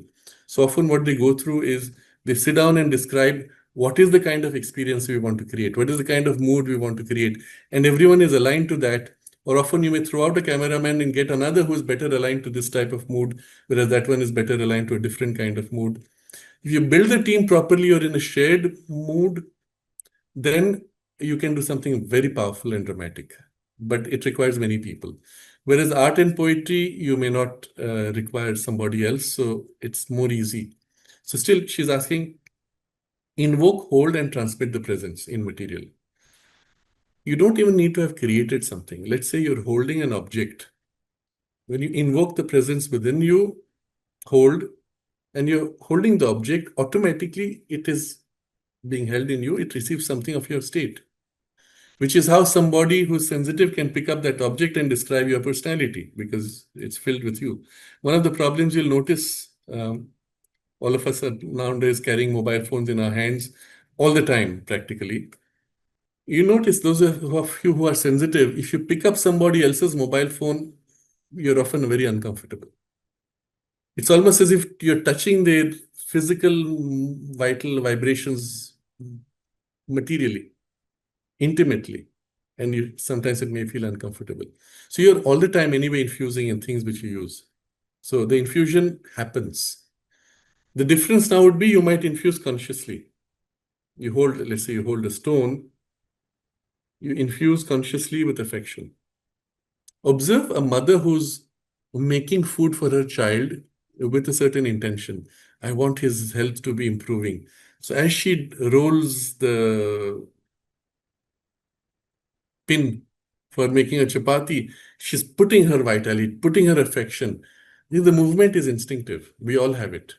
When you care, when you love, when you want to give, you're doing it anyway. So observe that and then do it consciously. You're writing a letter to somebody with a lot of affection. You're anyway pouring that affection in the letter, isn't it? If you're writing by hand. If you're writing with keyboard, it doesn't have the same force. Because the movement is not commensurate to the force you're trying to transmit. Whereas in writing, you're forced to move and really infuse in the detail of the movement. Keyboard, you dictate, may not have the same force. Speech may have a different force because it carries nuances. But dictated text won't have the same force. So observe this as far as infusing. Invoke and hold, it's then a question of familiarity and practice. The fact that you remember a state, the fact that you pull yourself consciously into that state, deepen, intensify as you are immersed. Through practice, the state can become more familiar, and then you may be able to infuse it. So I'm going to reverse this question a little bit and say, if this is happening to us all the time anyway, unconsciously, consider how much time and energy you put in what quality of consciousness and state. If you're grouchy, moody, upset, critical all the time, you are receiving, holding, and transmitting your grouchy, moody, unhappy state in your own body, because you're holding your body, isn't it, at the very least? And then in materials, in circumstances, somebody might come into your room and say, oh, what is this dark vibe? Because you've spread it all over. How much of your life is going into that kind of quality of consciousness or grade or mood, or in something else higher, deeper, truer, more beautiful? Observe, make a choice. Make a choice to spend more time in the positive and more beautiful, and reduce. And even if you're in a negative mood, do not amplify, do not infuse, do not hold. Choose to let it go. Do not identify with it, saying it is mine, it is me. Okay. Rajesh is asking about transmitting what people can receive. Is it why Abrahamic prophets and others did things that seem barbaric to people today? I don't think it's just that. It's not as if they came down to a level. It's probably what those prophets were capable themselves of receiving or transmitting. So in a group, if there is a afflatus, a divine action aiming to help a group, whoever is receptive catches, and through him something may be done. But maybe his receptivity itself is so mixed, diluted, or even distorted. You can't say that they're doing it deliberately. More often than not, that's all they were capable of receiving. And it would apply anywhere in any circumstance. I give an example here. His mother observed this. When there was the Chinese incursion in India, 1961, I believe, 61 or 62, the Chinese invaded India and came in quite a bit. And thanks to Nehru, India was totally unprepared. Even the soldiers didn't have proper weapons, equipment, they were freezing. And so the mother intervened. She put her force to protect India and to end this war. And then she said the Chinese were more receptive. They just withdrew, went back, just as they came. The Indian side was less receptive, she said. Why? Inertia, lack of readiness, lack of capacity, lack of whatever it was. But it's interesting that when the force acts, it works and operates through whatever is available as instruments. Think about it. Today, right now, the supramental consciousness is here active in the world's evolution. You are there as one of the receivers, potentially. To what extent are you receptive? You're not even conscious of it. How will you receive it? At best, you are receiving a reflection of a reflection. At best. At worst, you are receiving a reflection of reflection of reflection of reflection. At best, reflection of reflection, there are two reductions. It passes before we can typically touch what when it is touched as a finite and more mentalized, limited consciousness or intuitivized mind consciousness. That we can touch. So imagine what happens. You can't say that you are reducing it to help others. Your capacity to receive itself is so weak, limited, isn't it? But if you could build on that, if you could now use that point of contact and deepen and open more, so much more could happen because it is there. It can do what it wants to do. Uh, Vaibhav is saying, Vaibhav, even with your background, you had to struggle with not being able to disengage in your life uh, decades ago. Happy that is way behind now. Personally, still struggling with this. No, let me challenge you, put it another way. The challenge that life throws at you will always catch you in your weakest and least capable part. You may think you've done this, now it's over, now we've gone beyond it, but there's a little corner which was left weak, insufficient, undeveloped, or somehow closed, and eventually life will knock you right there exactly where, and it'll topple you because that part was undeveloped. It may be brief, it may be short duration, it may not be, or it may not last too long. It'll still topple you in that moment when it catches you by surprise and you find you're unable to deal with it because that corner. And take an extreme example, Sri Aurobindo himself. Remember, there's in one of the conversations, Sri Aurobindo is asked about the Ananda, and he says that is there constantly. You can draw upon it instantly, you can tune in and open to that state of Ananda all the way into the physical consciousness. Not a big deal for him. Even when stung by a scorpion, even when there's physical pain, heat, burning, the body can experience Ananda. Not a problem. He has brought it to that point. Then he points out when he had that accident where he fell and broke the thigh bone, the intensity of that pain was so great that he could not convert it back into the Ananda, which is the truth behind all experience, all sensation. He could not get back to it. It was so intensely painful. And it took him a while to get to that poise. Interesting. So, if that be the case, of course, it is on something which is way beyond anything we can conceive of. The point being, that's the nature of reality. Until the whole of your consciousness is fully perfected and divinized, there'll always be little corners where you'll get knocks and things. I would simply say when it happens, not if it happens. When it happens, and it can happen to anyone, it can happen to me right now. When it happens, take it in the spirit.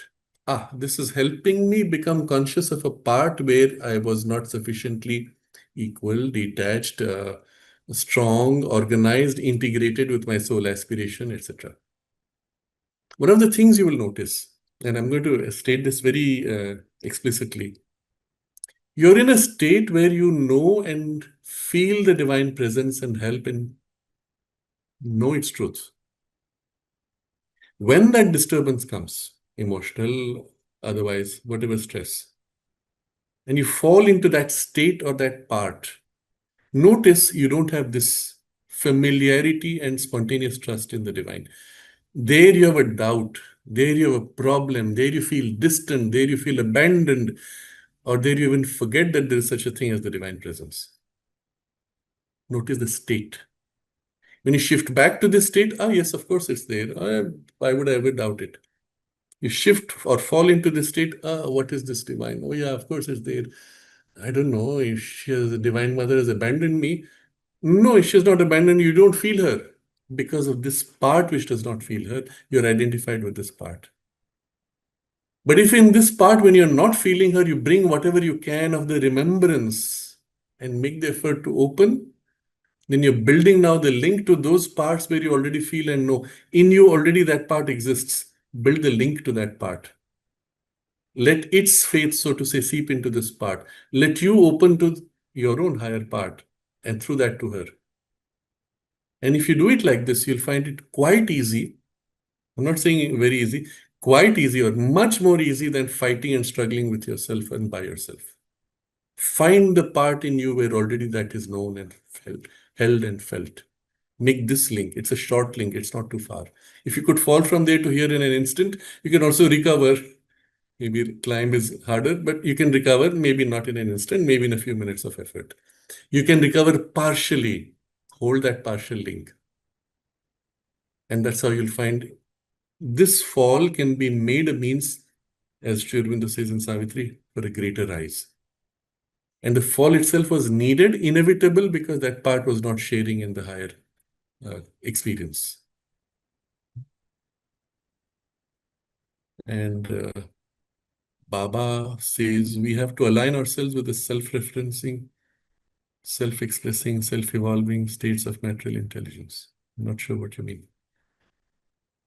Shiva says, interesting that some public speaking trainers ask speakers to look into the eyes of the audience, or if it's a large group, feel the group emotionally and connect at the heart level as well. Yes, so there are many such techniques which are taught.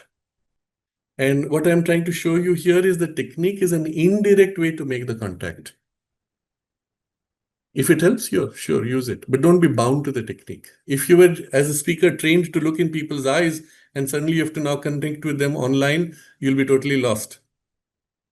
So if you have to do that, well, look at them, but feel the link, the contact made as a consequence of whatever external devices you have used. Feel them, feel the space you're holding. And then when you do that, you'll find you don't lose it with or without those means.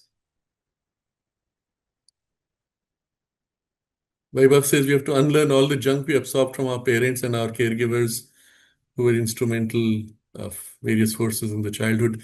Yes, maybe, but it's not just them. You have to unlearn so much which you yourself may have built as a habit from the past, even from past lives.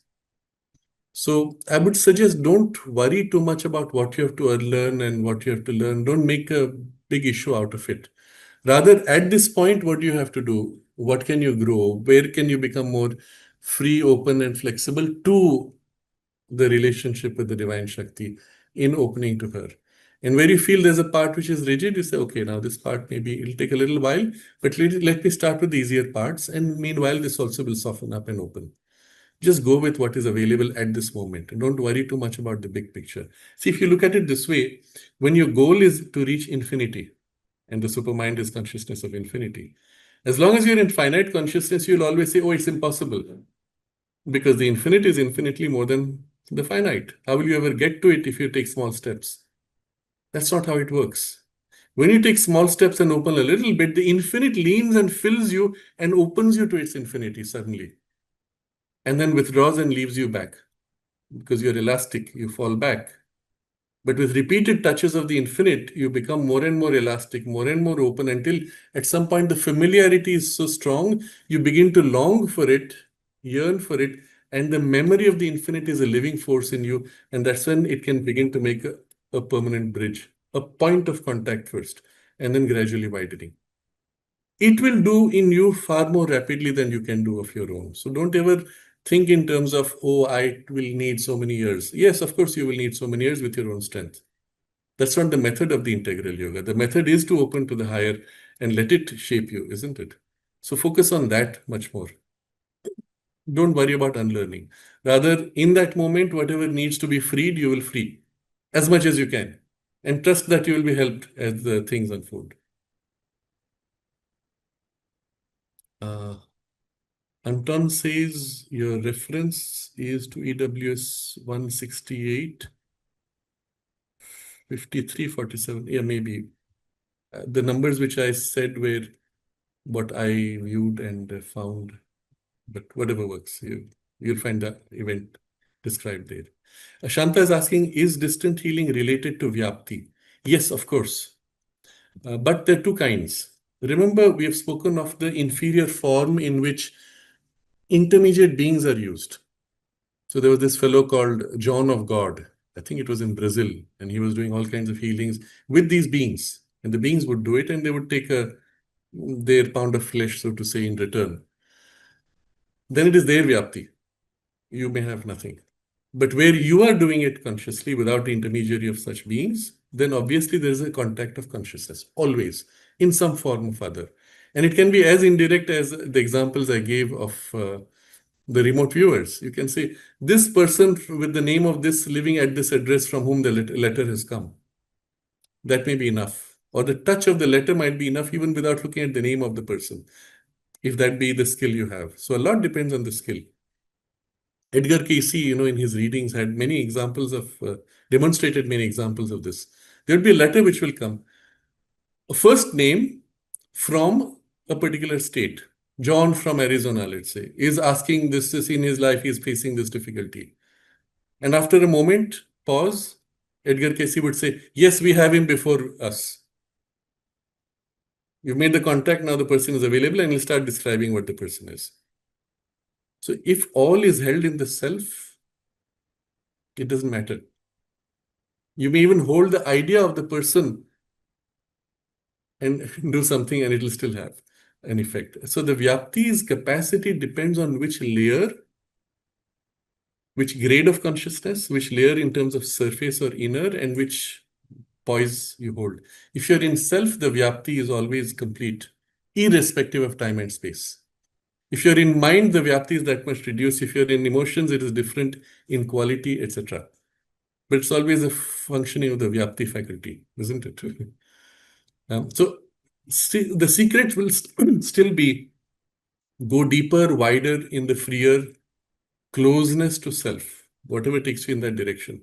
And from there, you can hold and feel and connect or help in whatever way you need to, more directly, more easily. On the other hand, when you're closer to the material, you're able to convey material substance in the help, vital substance in the help. So depending on the nature of the illness, you may need that substance. So the best instrument would be one who can touch the grades of the self and the self influence integrated all the way to the vital and physical. Then that Vyapti in which the self holds the patient can use this material also to reach out the help. Those are the ones who make often the best healers, the most effective. In purely material terms, those who have the lower grade of vitality and substance are those who make dramatic results. But the miraculous results which involve influence of the self are those who have both and integrated.